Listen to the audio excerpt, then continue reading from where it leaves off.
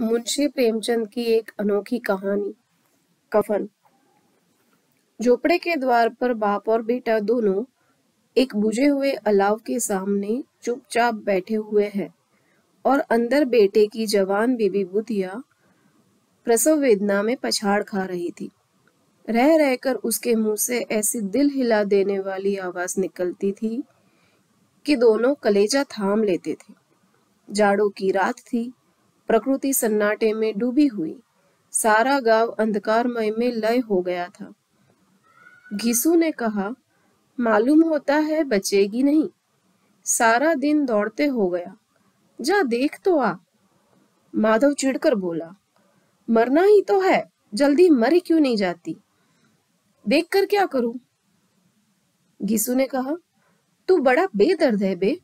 साल भर जिसके साथ सुख चैन से रहा, उसी के साथ इतनी बेवफाई। माधव बोला, तो मुझसे तो उसका तड़पना और हाथ पांव पटकना नहीं देखा जाता। चमारों का कुनबा था और सारे गांव में बदनाम। घिसू एक दिन काम करता तो 3 दिन आराम करता। माधव इतना कामचोर कि आधा घंटा काम करता तो घंटे भर चिल्लम पीता। इसलिए उन्हें कहीं भी मजदूरी नहीं मिलती थी। घर में मुट्ठी भर भी अनाज मौजूद हो तो उनके लिए काम करने की तो कसम थी। जब 2-4 फाके हो जाते तो घिसू पेड़ पर चढ़कर लकड़ियां तोड़ लाता और माधव बाजार में जाके बेच आता। और जब तक वह पैसे रहते दोनों इधर उधर मारे फिरते। गांव में काम की कमी नहीं थी। किसानों का गांव था। मेहनती आदमी के लिए तो 50 काम थे। मगर इन दोनों को उसी वक्त बुलाते जब 2 आदमियों से एक का काम पाकर भी संतोष कर लेने के सिवा और कोई चारा न था। अगर दोनों साधु होते तो उन्हें संतोष और धैर्य के लिए संयम और नियम की बिल्कुल जरूरत न होती। यह तो इनकी प्रकृति थी। विचित्र जीवन था इनका। घर में मिट्टी के 2-4 बर्तन के सिवा और कोई संपत्ति ही नहीं। फटे चिथड़ों से अपनी नग्नता को ढाके हुए लिए जाते थे। संसार की चिंताओं से मुक्त, कर्ज से लदे हुए, गालियां भी खाते, मार भी खाते, मगर कोई गम नहीं। दिन इतने अच्छे कि वसूली की बिल्कुल आशा न रहने पर भी लोग इन्हें कुछ न कुछ तो कर्ज दे देते थे। मटर, आलू वगैरह की फसल में दूसरों के खेतों से मटर या आलू उखाड़ लाते और भून भान कर खा लेते, या 10-5 ऊख उखाड़ लाते और रात को चूसते।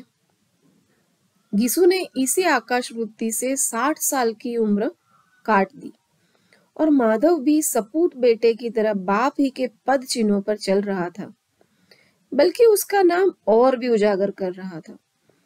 इस वक्त भी दोनों अलाव के सामने बैठकर आलू भून रहे थे, जो कि किसी खेत से खोद लाए थे। घिसू की स्त्री का तो बहुत दिन हुए देहांत हो गया था। माधव का ब्याह पिछले साल हुआ था। जब ये औरत आई थी तब से उसने इस खानदान में व्यवस्था की नींव डाली थी और इन दोनों बेगैरतों का दोजख भरती रहती थी। जब से वह आई यह दोनों और भी आराम मतलब हो गए थे, बल्कि कुछ अकड़ने भी लग गए थे। कोई कार्य करने को बुलाता तो निब्राज भाव से दुगुनी मजदूरी मांगते। वही औरत आज प्रसव वेदना से मर रही थी और यह दोनों इसी इंतजार में थे कि वह मर जाए तो आराम से सोए। घिसू ने आलू निकालकर छिलते हुए कहा, जाकर देख तो क्या दशा है उसकी। चुड़ैल का फिसाद होगा और क्या। यहाँ तो ओझा भी 1 रुपया मांगता है। माधव को भय था कि वह कोठरी में गया तो घिसू आलूओं का बड़ा वाग साफ कर देगा। बोला, मुझे वहां जाते तो डर लगता है। घिसू ने बोला, डर किस बात का, मैं तो यहाँ हूं ही। तो तुम ही जाकर देखो ना। मेरी औरत जब मरी थी तो मैं 3 दिन तक उसके पास से हिला तक नहीं, और फिर मुझसे लजाएगी कि नहीं, जिसका कभी मुंह ही नहीं देखा। आज उसका उगड़ा हुआ बदन देखूं उसे तन की भी तो सूद न होगी। मुझे देख लेगी तो खुलकर हाथ पाँव भी न पटक सकेगी। माधव बोला, मैं सोचता हूँ कोई बाल बच्चा हुआ तो क्या होगा। सौंठ, गुड़, तेल कुछ भी तो नहीं है घर में। घिसू ने बोला, सब कुछ आ जाएगा, भगवान दे तो। जो लोग अभी एक पैसा नहीं दे रहे हैं वे ही कल बुलाकर रुपये देंगे। मेरे 9 लड़के हुए, घर में कभी कुछ नहीं था, मगर भगवान ने किसी न किसी तरह बेड़ा पार ही लगाया। इस समाज में रात दिन मेहनत करने वालों की हालत उनकी हालत से कुछ बहुत अच्छी न थी, और किसानों के मुकाबले में वे लोग जो किसानों की दुर्बलताओं से लाभ उठाना जानते थे, कहीं ज्यादा संपन्न थे। वहां इस तरह की मनोवृत्ति का पैदा हो जाना कोई अचरज की बात न थी। हम तो कहेंगे घिसू किसानों से कहीं ज्यादा विचारवान था, और किसानों के विचार शून्य समूह में शामिल होने के बदले बैठकबाजों की कुत्सित मंडली में जा मिला था। हाँ, उसमें ये शक्ति न थी कि बैठकबाजों के नियम और नीति का पालन करता। इसलिए जहां उसकी मंडली के और लोग गांव के सरगना और मुखिया बने हुए थे, उस पर सारा गांव उंगली उठाता था। फिर भी उससे यह तस्कीन तो थी ही नहीं कि अगर वह फटे हाल है तो कम से कम उसे किसानों की सी जी तोड़ मेहनत तो नहीं करनी पड़ेगी। और उसकी सरलता और निरीता से दूसरे लोग बेजा फायदा तो नहीं उठाते। दोनों आलू निकाल निकाल जलते जलते खाने लगे। कल से कुछ नहीं खाया था, इतना सब्र न था कि ठंडा हो जाने दे। कई बार दोनों की जबानें जल गई। छिल जाने पर आलू का बाहरी हिस्सा जबान, हलक और तालू को जला देता था, और उस अंगारे को मुंह में रखने से ज्यादा खैरियत इसी में थी कि वह अंदर पहुंच जाए। वहां उसे ठंडा करने के लिए काफी सामान था, इसलिए दोनों जल्द जल्द निगल जाते। हालांकि इस कोशिश में उनकी आंखों से आंसू निकल आते। घिसू को उस वक्त ठाकुर की बारात याद आई, जिसमें 20 साल पहले वह गया था। उस दावत में उससे जो तृप्ति मिली थी वह उसके जीवन में एक याद रखने लायक बात थी, और आज भी उसकी याद ताजी थी। बोला, वह बोझ नहीं भूलता। तब से फिर उस तरह का खाना और पेट भर नहीं मिला। लड़की वालों ने सबको भर पेट पूड़ियाँ खिलाई थी, सबको, छोटे बड़े सब ने पूड़ियाँ खाई, और वो भी असली घी की। चटनी, रायता, 3 तरह के सूखे साग, एक रसेदार तरकारी, दही, चटनी, मिठाई। अब क्या बताओ कि उस भोज में क्या स्वाद मिला। कोई रोक टोक नहीं थी। जो चीज चाहो मांगो, जितना चाहो खाओ। लोगों ने ऐसा खाया कि किसी से पानी भी न पिया गया। मगर परोसने वाले हैं कि पत्तल में गर्म गर्म गोल गोल सुवासित कचौड़ियां डाल देते हैं। मना करते हैं कि नहीं चाहिए, पत्तल पर हाथ रोके हुए हैं, मगर वह है कि दिए जाते हैं। और जब सबने मुंह धो लिया तो पान इलायची भी मिली, मगर मुझे पान लेने की कहाँ सूझ थी, खड़ा हुआ न जाता था। चटपट जाकर अपने कंबल पर लेट गया। ऐसा दिल दरियाव था वो ठाकुर। माधव ने इन पदार्थों का मन ही मन मजा लेते हुए कहा, अब हमें कोई ऐसा बोझ नहीं खिलाता। अब कोई क्या खिलाएगा, वह जमाना दूसरा था। अब तो सबको किफायत सूझती है। शादी ब्याह में मत खर्च करो, क्रियाकर्म में मत खर्च करो। पूछो, गरीबों का माल बटोर बटोर कर कहाँ रखोगे। बटोरने में तो कमी नहीं है, हाँ, खर्च में किफायत सूझती है। तुमने एक 20 पूरियां खाई होगी। घिसू बोला, 20 से ज्यादा ही खाई थी। मैं 50 खा जाता, माधव ने कहा। घिसू ने बोला, 50 से कम मैंने न खाई होगी। अच्छा पका था, तू तो मेरा आधा भी नहीं है। आलू खाकर दोनों ने पानी पिया और वहीं अलाव के सामने अपनी धोतियां ओढ़कर पांव पेट में डाले सो रहे, जैसे दो बड़े बड़े अजगर गेंडुलिया मारे पड़े हो। और बुधिया अभी तक कराह रही थी। सवेरे माधव ने कोठरी में जाकर देखा तो उसकी स्त्री ठंडी हो गई थी। उसके मुंह पर मक्खियां भिनक रही थी। पथराई हुई आंखें ऊपर टंगी हुई थी। सारी देह धूल से लथपथ हो रही थी। उसके पेट में भी बच्चा मर गया था। माधव भागा हुआ घिसू के पास आया। फिर दोनों जोर जोर से हाय हाय करने और छाती पीटने लगे। पड़ोस वालों ने यह रोना धोना सुना तो दौड़े हुए आए और पुरानी मर्यादा के अनुसार इन अभागों को समझाने लगे, मगर ज्यादा रोने पिटने का अवसर न था। कफन की और लकड़ी की फिक्र करनी थी। घर में तो पैसा इस तरह गायब था जैसे चील के घोंसले में मांस। बाप बेटे रोते हुए गांव के जमींदार के पास गए। वह इन दोनों की सूरत से नफरत करते थे। कई बार इन्हें अपने हाथों से पीट चुके थे। चोरी करने के लिए, वादे पर काम न आने के लिए। पूछा, क्या है बे घिसुआ, रोता क्यों है? अब तो तू कहीं दिखलाई भी नहीं देता। मालूम होता है इस गांव में रहना नहीं चाहता। घिसू ने जमीन पर सिर रखकर आंखों में आंसू भरे हुए कहा, सरकार, बड़ी विपत्ति में हूँ। माधव की घरवाली रात को गुजर गई। रात भर तड़पती रही सरकार। हम दोनों उसके सिरहाने बैठे रहे। दवा दारू जो कुछ हो सका सब कुछ किया। मुद्दा वह हमें दगा दे गई। अब कोई एक रोटी देने वाला भी न रहा मालिक। तबाह हो गए, घर उजड़ गया। आपका गुलाम हूँ। अब आपके सिवा कौन उसकी मिट्टी पर लगाएगा? हमारे हाथ में तो जो कुछ था वह सब तो दवा दारू में उठ गया।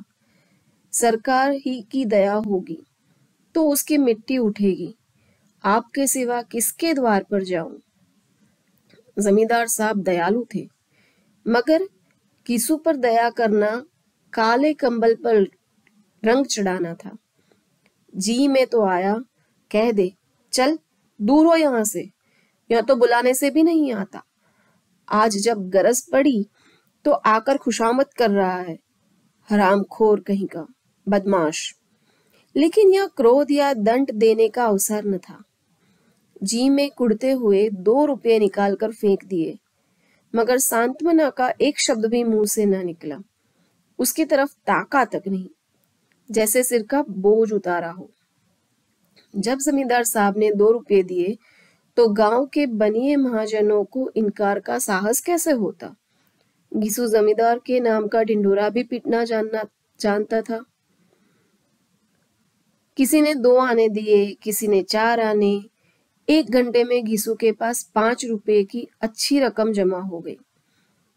कहीं से अनाज मिल गया, कहीं से लकड़ी, और दोपहर को घिसू और माधव बाजार से कफन लाने चले। इधर लोग बांस वांस काटने लगे। गांव की नर्म दिल स्त्रियां आकर लाश देखती थी और उसकी बेकसी पर 2 बूंद आंसू गिराकर चली जाती थी। बाजार में पहुंचकर घिसू बोला, लकड़ी तो उसे जलाने भर को मिल गई है, क्यों माधव? माधव बोला, हाँ, लकड़ी तो बहुत है, अब कफन चाहिए। घिसू बोला, तो चलो कोई हल्का सा कफन ले ले। माधव ने कहा, हाँ और क्या, लाश उठते उठते रात हो जाएगी, रात को कफन कौन देखता है? घिसू बोला, कैसा बुरा रिवाज है कि जिसे जीते जी तन ढांकने को चिथड़ा भी न मिले, उसे मरने पर नया कफन चाहिए। माधव बोला, और क्या रखा रहता है, यही 5 रुपए पहले मिलते तो कुछ दवा दारू कर लेते। दोनों एक दूसरे के मन की बात ताड़ रहे थे। बाजार में इधर उधर घूमते रहे। कभी इस बजाज की दुकान पर गए, कभी उसकी दुकान पर। तरह तरह के कपड़े, रेशमी और सूती देखे, मगर कुछ जचा नहीं। यहाँ तक कि शाम हो गई। तब दोनों न जाने किस दैवी प्रेरणा से एक मधुशाला के सामने जा पहुंचे और जैसे किसी पूर्व निश्चित व्यवस्था से अंदर चले गए। वहां जरा देर तक दोनों असमंजस में खड़े रहे। फिर गिसू ने गद्दी के सामने जाकर कहा, साहू जी, एक बोतल हमें भी देना। उसके बाद कुछ चिखौना आया, तली हुई मछली आई और दोनों बरामदे में बैठकर शांतिपूर्वक पीने लगे। कई कुज्जिया ताबड़तोड़ पीने के बाद दोनों सुरूर में आ गए। घिसू बोला, कफन लगाने से क्या मिलता, आखिर जल ही तो जाता, कुछ बहू के साथ तो न जाता। माधव आसमान की तरफ देखकर बोला, मानो देवताओं को अपनी निष्पापता का साक्षी बना रहा हो। दुनिया का दस्तूर है, नहीं लोग बाभनों के को हजारों रुपए क्यों दे देते हैं। कौन देखता है परलोक में मिलता है या नहीं। बड़े आदमियों के पास धन है, फूके, हमारे पास फूकने को क्या है। लेकिन लोगों को जवाब क्या दोगे, लोग पूछेंगे नहीं कफन कहाँ है। घिसू हंसा, अबे कह देंगे कि रुपये कमर से खिसक गए, बहुत ढूंढा मिले नहीं। लोगों को विश्वास न आएगा, लेकिन फिर वही रुपये देंगे। माधव भी हंसा, इन अनअपेक्षित सौभाग्य पर। बोला, बड़ी अच्छी थी बेचारी, मरी तो खूब खिला पिलाकर। आधी बोतल से ज्यादा उड़ गई। घिसू ने 2 सेर पुड़िया मंगाई, चटनी, अचार, कलेंजिया। शराब खाने के सामने ही दुकान थी। माधव लपक कर 2 पत्तलों में सारे सामान ले आया। पूरा 1.5 रुपया खर्च हो गया, सिर्फ थोड़े से पैसे बच रहे। दोनों इस वक्त इस शान में बैठे पूड़िया खा रहे थे जैसे जंगल में कोई शेर अपना शिकार उड़ा रहा हो। न जवाबदेही का खौफ था, न बदनामी की फिक्र। इन सब भावनाओं को उन्होंने बहुत पहले ही जीत लिया था। गिसु दार्शनिक भाव से बोला, हमारी आत्मा प्रसन्न हो रही है तो क्या उसे पुण्य न होगा। माधव ने श्रद्धा से सिर झुकाकर तस्दीक की, जरूर से जरूर होगा। भगवान तुम अंतर्यामी हो, उसे बैकुंठ ले जाना। हम दोनों हृदय से आशीर्वाद दे रहे हैं। आज जो भोजन मिला वह कभी उम्र भर न मिला था। इस क्षण के बाद माधव के मन में एक शंका जागी। वो बोला, क्यों दादा, हम लोग भी एक न एक दिन वहां जाएंगे ही। घिसू ने इस भोले भाले सवाल का कुछ उत्तर न दिया। वह परलोक की बातें सोचकर इस आनंद में बाधा न डालना चाहता था। जो वहां हम लोगों से पूछे कि तुमने हमें कफन क्यों नहीं दिया तो क्या कहोगे। कहेंगे तुम्हारा सर। पूछेगी तो जरूर। तू कैसे जानता है कि उसे कफन न मिलेगा। तू मुझे ऐसा गधा समझता है।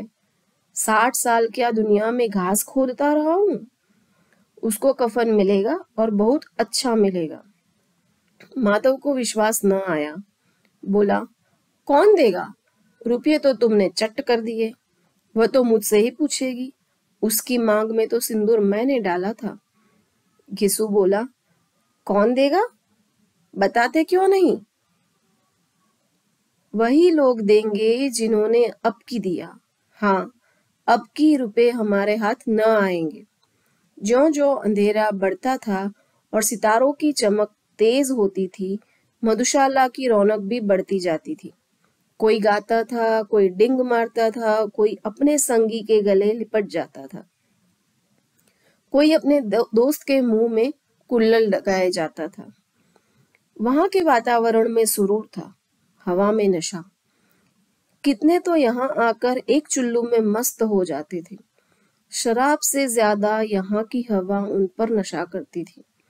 जीवन की बाधाएं यहाँ खींच लाती थी और कुछ देर के लिए यह भूल जाते थे कि वे जीते हैं या मरते हैं, या न जीते हैं न मरते हैं। और यह दोनों बाप बेटे अब भी मजे लेकर चुस्कियां ले रहे थे।